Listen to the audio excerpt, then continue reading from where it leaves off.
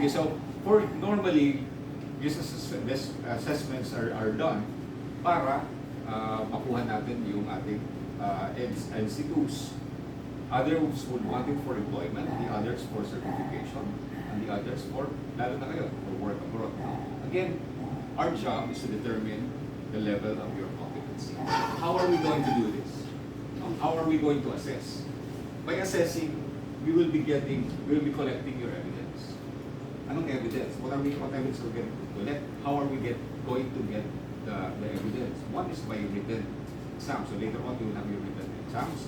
You will be doing your practical demonstrations.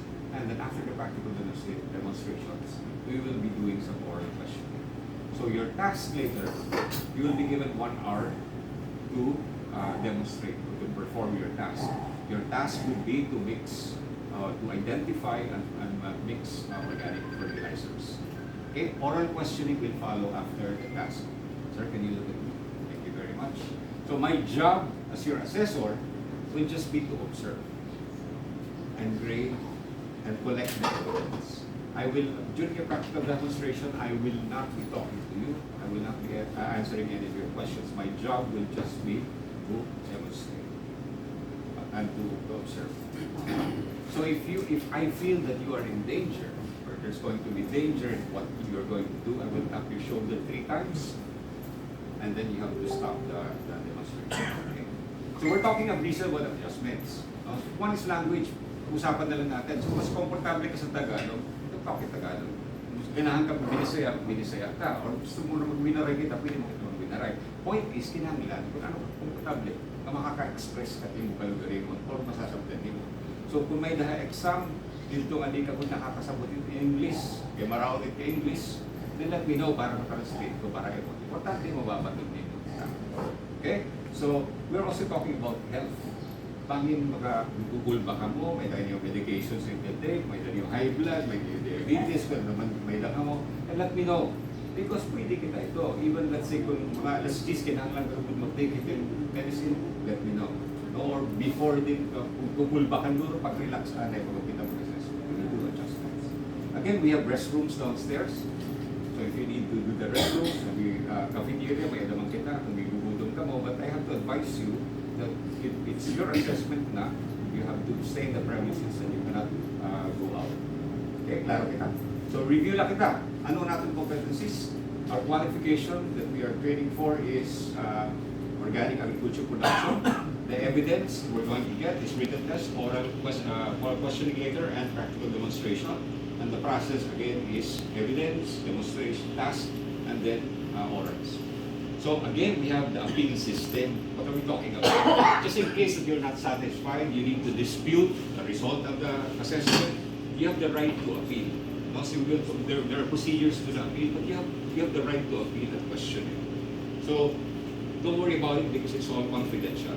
So only the people who need to know or authorized will know about that. Even me as an assessor, I will not divulge the results of your assessment. My job is to be impartial, integrity that we destroy. So I will be fair all throughout the assessment. Okay. So, just in case, hopefully after this, makapasat na good ka mo. There's a new way of doing things in getting your certificates. We call them e-certificates now. So kanina, when you came over here, you were already asked to by the AC for your picture taking. Na-picture ka mo kanina? Yes, sir. Did you sign the e-signatures? Yes, sir. A tablet? Okay, very good. And then sakto, an email address. Okay, so email address. Because after your assessment, the tester rep will now send it to the tester PO, and the tester PO, upon checking, will give it to the AC, and the AC will send it to the tester PO, and the PO, in 1 to 3 days time, will send it to your email address. This is why it's important that you get the active or current email addresses. No? You need to bring your cards. I'll explain what cards are later. There, just for validation. Again, important. When you get the email, come on at mapping on quality paper, and then you just have to bring it to the test operation office para ma-dry signature. Alright? Klaro kita? Okay. We're talking about the assessment. So we talked kanina about about the competitive standard. So if you pass all, if you're declared competent on all the competencies, then that's how you get the national certificate. But you'll be given certificates of competency dun sa nabigyan kayo ng competent. So, just in case there's one or two of the 6 competencies that you were deemed to be not yet competent. For example, this is raise organic chickens. So you can be reassessed, but not for the whole qualification, just for that particular competency that you were declared as not yet competent. Okay, klaro? So isa lang. Hopefully it doesn't happen. So we will, you have just to contact the registrar of the ASF Center, you pay the assessment fees, and then you submit the required documents and wait for your assessment. So again, pwede ha, may advice lang, just in case that you are declared not yet competent. Don't be sad about it. It's an opportunity for you to review, to study, and to practice. Okay? So before we proceed with the assessment proper, do's and don'ts lang. Again, observe safety always. You can ask me for clarifications, but before you do your tasks, ha? And make sure that the tools, equipment, and supplies are complete. You wear your proper PPEs. And atong don'ts din, once the assessment starts, you cannot ask me questions. You cannot go out, you cannot take pictures, especially of the assessment package. The mobile phones have to be deposited na lang siguro at the coding area. Okay? Taro? Any questions? Alright, very good. So here is your written test.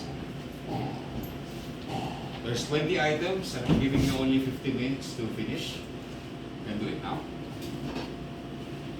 Thank you. Alright.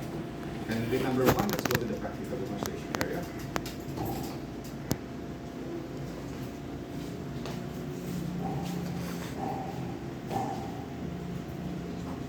I have here the specific instructions for the candidate. Can you read? Do you have any questions? Okay, sure. Awarayon ko na lang. Okay lang, kaya kakarigarat mo. So, hindi mo trabaho yan na. You will be, tinatagan kahit iba-ibang raw materials. Hindi mo trabaho is determine kung high nito carbohydrates, high nito protein, high nito lipids. Then, i-measure mo hiya, tag 100 grams lang kada usa, kada mo tinangan, i-measure mo, hindi mo ihigbo ka ka ba? Taro? Pwede nga yung specific instructions, atong mga raw materials. Go ahead and check for completeness, ha? Yes, sir. Okay. Go ahead and do your demonstration. You have 1 hour to do that.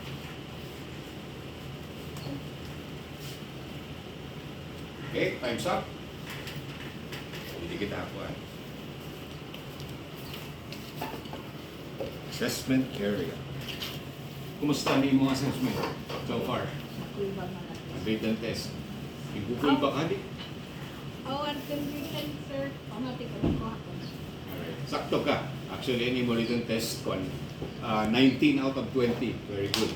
And based on imo practical demonstration, okay yeah, but you missed one procedure. Pero di man iya critical aspects of the competency. So I'm going to ask you a question. So para ano carbohydrates? Very good. Okay. So anyway, sige.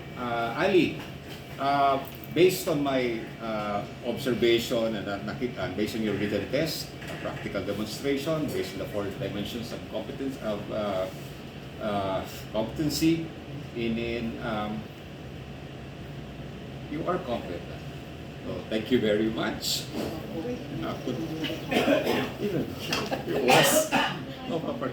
Here's your rating sheet. Here's your stars. Congratulations. Go back to the holding area. Okay, sir. Ito ka, sir. Candidate number 2.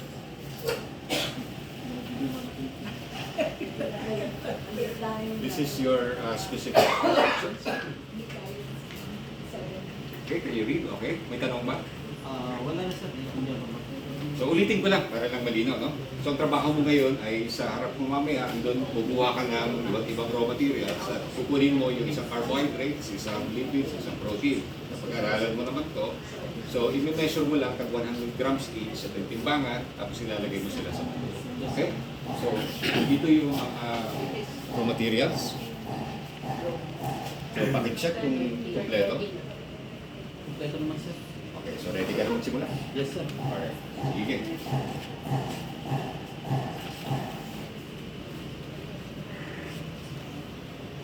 Time's up. Okay, sige, dito tayo sa assessment area.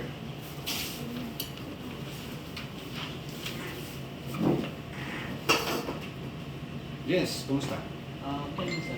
Hindi ka ba nahirapan? Medyo lang. Sa tingin mo sa written test, mahirap ba? Okay naman. Okay lang. Kasi just tingnan ko yung written test mo, 5 out of 20. No? So medyo kulang, nakukulangan ako sa 5 out of 20. Tapos sinitingnan ko yung practical demonstration mo, you missed 3 critical aspects of competency. So hindi ka nagsuot ng PPE, tapos 2 procedures doon, hindi mo nagawa. Umutan po, sir. So pag ganun kasi,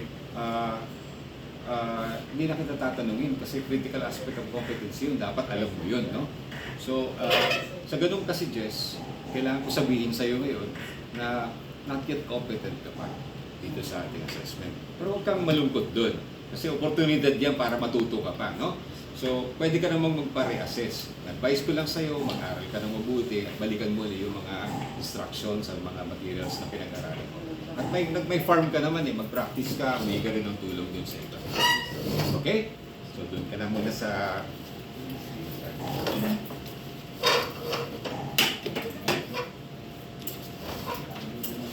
4 minutes. Sir, nagpapirma ka tayo ng citizenship. Hindi ako nag-legislate.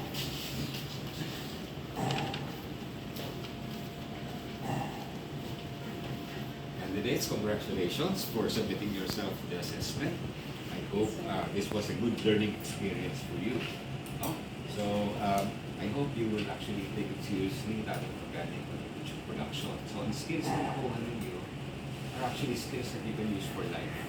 So, whatever you use it for, it will gamit you. No? So, again, thank you very much para natin sa assessment na PPI ito. Congratulations, candidates. Now I will give you the performance evaluation instrument for the assessor. You have to answer that honestly.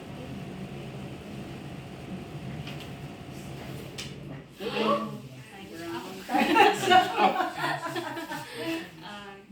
Okay. Thank you very much. Balik na yung ko sa oras.